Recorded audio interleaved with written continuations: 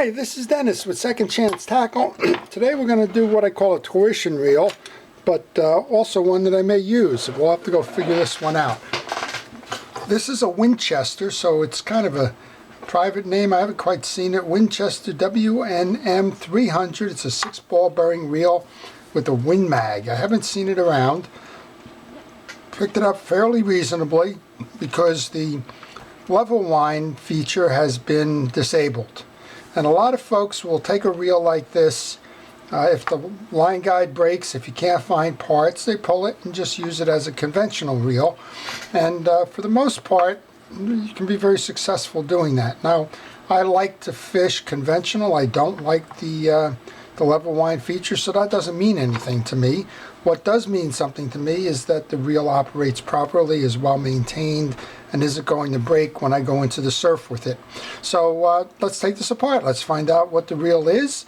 Let's make sure that it works properly other than the missing level wind feature, and let's learn something along the way. So there are a lot of reels that were made like this, have a store brand name on it or some other identifier. Doesn't mean it's a bad reel. It just means that when you go to find pieces and parts for it, most of the time you're out of luck. So let's see if we're out of luck on this one, or let's see if it's worthy to go take a fishing trip with us. So I picked this one up for very inexpensively at a local swap meet because it didn't have the level wind feature. And somebody was selling it as a parts reel, and it's not uncommon for folks to disable that level wind, and sometimes you get lucky. So we're going to see if we're getting lucky or not here. I'm just cleaning off the handle. There is some salt corrosion sitting on the drive post, and what I liked about it, I looked at it the first time, I wasn't quite sure what I was seeing, and I thought maybe I was looking at a Tika reel, and because it kind of has that same frame type of look to it, but I'm going to guess it's not that, but probably a reel. This one was made in Korea, so that's kind of interesting as well, because we know that the Daiwas and the Shimano's, well, Daiwa's made in Korea. And this one spins nicely, so maybe we'll be in luck here. Okay, so we start by taking these two thumb screws out after we remove the handle. And we can get underneath this and try and figure out what's going on inside. So inside, it looks like anybody else's spool system. Has those brake collars on it. On the inside, we're sitting on a nicely designed spool. It has a click mechanism, it has a ball bearing, and it has the drive for the level wind feature, which again has been disabled. So I'm not sure what happened with that level wind feature, but regardless, it looks like it's in pretty good condition here. And there's a ball bearing on this side, so this is a high quality reel. They didn't skip on that. I'm going to take some Reel X and I'm going to oil the ball bearing on both sides. I'm going to flood it nicely just to make sure that it has a good drink. Now normally I would work in here and come back. There's two screws that would pull the side plate off, and that would give you access to the level wind gear, and you would want to lubricate that. But in this case, the level wind gear isn't there, so there's no sense pulling that off. Again, this is something of an education here more than not, but it's likely that I will go ahead and go fish this reel, or at least give it a try in the surf and see how it does. I'm going to set that aside. Let's come over here then to the drag system and internal workings. Now I'm noticing that there's a clicker in there. We'll find out what it is in a moment. If it's the setup like the Shimano Tacoma, something's going to fly. If it's set up like the traditional V-shaped clicker, then we don't have to worry as much. And let's go take this off. And it's not the Tacoma side of it, so it's got that little, there's a click mechanism in here. It's held in by the C-clip, Let's go ahead and take that out. And again, this is more educational than anything at the moment. So if something goes bump and we lose something or something is broken, then not too much of a loss, because it is just the cost of the reel, which was not much. Okay, so this is what we have here. We have a pin. We can see it lying inside here. That's kind of what I was referring to as the Shimano type of a pin. It's on a spring. It goes up and down, and then it has a ridge plate here. I'm just going to clean this out without disturbing that pin. It has a ridge plate on this side, which is causing the noise as the reel backpedals. So I'm just going to simply put that back down there. It's clean. Take that spring clip and insert that into the grooves. And that spring clip is very similar to the spring clips on spinning reel top drag systems. Let's go ahead and hold this down and see if we can't get that in place. And that's back in place, so we're in good stead there. So let's take this off and find out what we got underneath. We have the typical look at the back side of the reel. This is the post that holds the drive on. We have two small screws here, so let's go take those out. I'm not certain at this point whether we need to remove the bigger screw here in order to remove the case. We'll find out in a moment. And you'll notice I'm putting my pieces and parts into a parts tray. I like to do that just so I know when I come back to reassemble the reel that they're all there. And it's also a good reminder as you are putting the reel back together, if there's any pieces and parts laying around in there, or after you think you're done, then you've made an error somewhere along the line. Okay, it's only those two screws. I noticed that because this has separated. The springs on the assembly have pushed up. And so we're going to take this off and take a look at what we've got underneath here then. This is typical of a star drag adjuster on a bait caster. You have two of these spring washers. They can be loaded either face to spooning like that. They can go opposite, or they can go back to back. And you'll see the spaces in there as we do that. And that's all about the drag knob sensitivity. Underneath here we have an anti-reverse bearing. It's relatively clean inside. Looks like we have another bearing in the cap here. I'm going to go ahead and oil that. I oil bearings. I don't like to put real grease on these. Some folks ask me why I don't put the real grease on there. I tend to find that the real grease gathers particulates and tends to bog it down over time. Okay, so here's a look at the internal assembly. This is the free spool release. It's triggered by the backside here, which runs off the other. We can see how that operates here. And we're going to just pull the drag system then, the main gear here. There's a collar.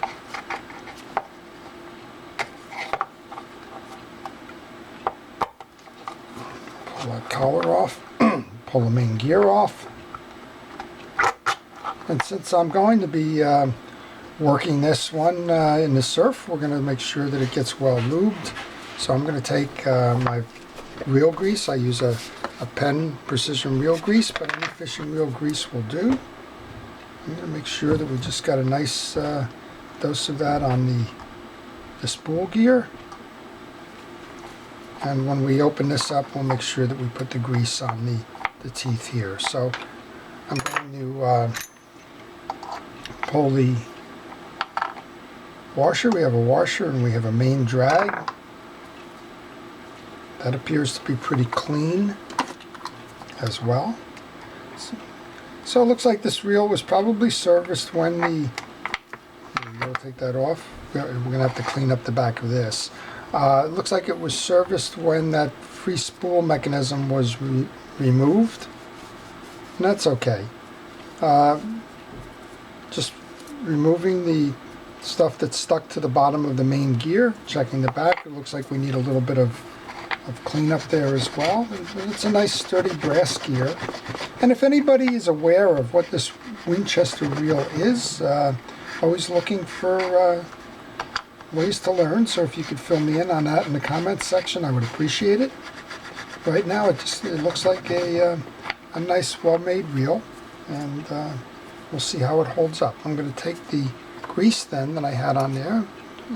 As I'm checking the teeth on the main gear, I'm just putting some lubrication in there just to make sure that it rides smoothly as we go to turn it. You don't have to get it completely filled in those teeth, just enough that it can work its way.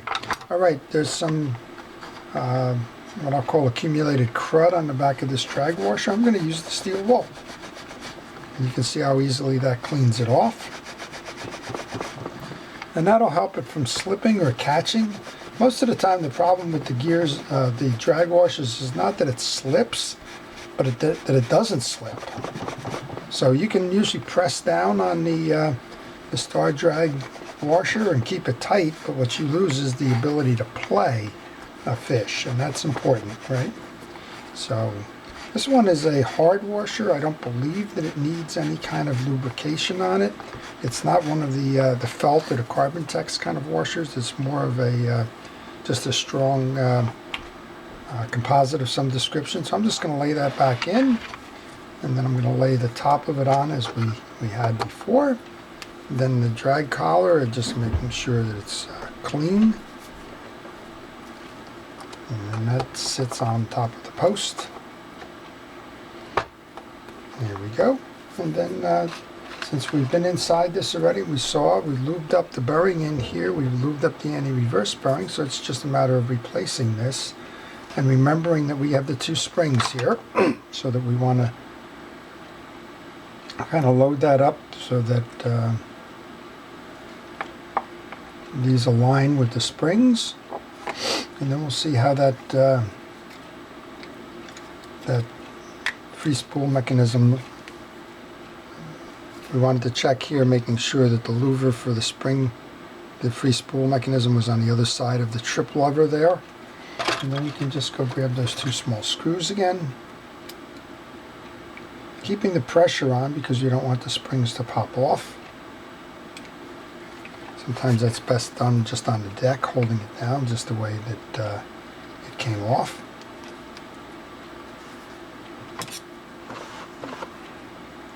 This is where sometimes you could use the third hand.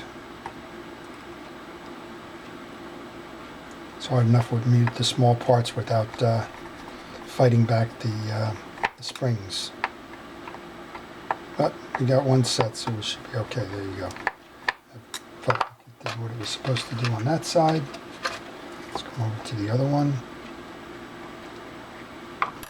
Now I'm not completely tied down on that side, but I got enough that I can get started on this side. So I like what I'm seeing. I didn't count all the ball bearings in there. I did see the two on the spool, the one on the side plate. The anti-reverse one would make 4. This one's turning nice and free. Let's go ahead and put that back onto the main assembly then.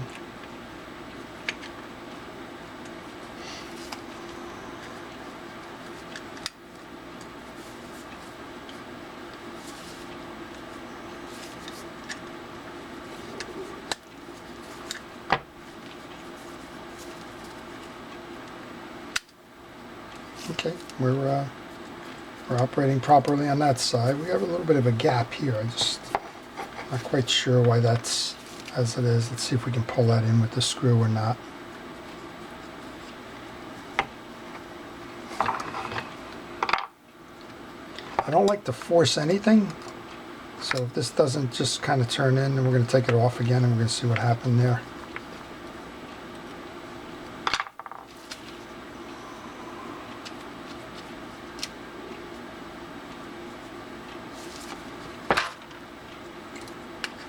So I like the reel. I like what I'm seeing here. It's a quality reel, and looks like the case has solved itself there. So let's go ahead and put the two tension washers back on for the drag. We just missed the post on that one, but I was lucky that it caught on my side here. Underneath me, a lot of folks ask on my shop setup, underneath me is a plastic roller mat for a chair.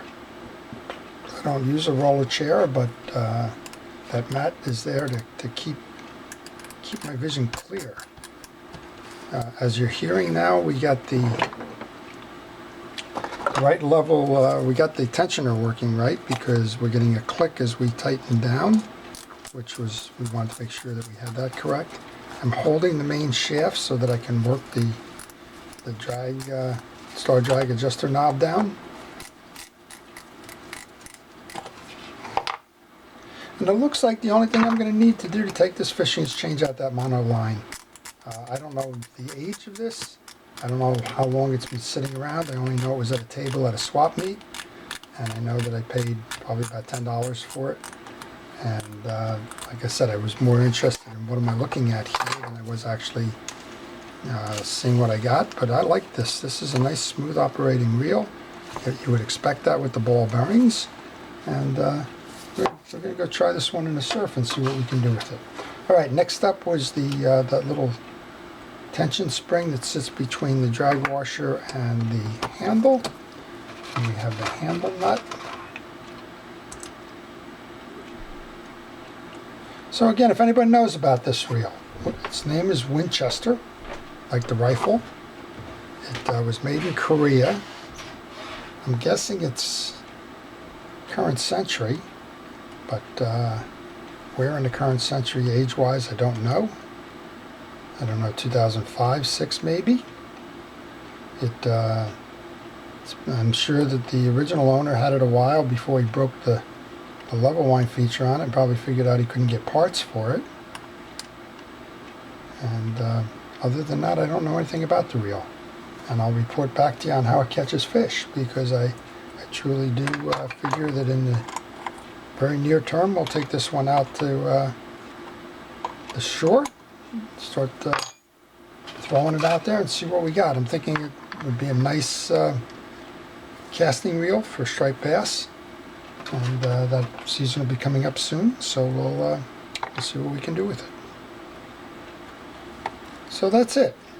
That's a look into the Winchester WNM 300. It's a 6-bearing system with a 5.3 retrieve with a level wind feature that has been disabled. But overall, this looks like a nice reel. It's very smooth, and the drags are in good condition. The reel has been serviced. I'm ready to find out a little bit more about it in terms of how it catches fish. So I hope you've enjoyed that. Like I said, it's a tuition reel. It's not one that probably is out there very much. But if you have one, you learned how to service it. If you find one, you know that it's probably a good deal, especially if you pick it up at a swap meet and want to repair it yourself. So with that, I thank you for watching. This is Dennis with Second Chance Tackle. Thanks again.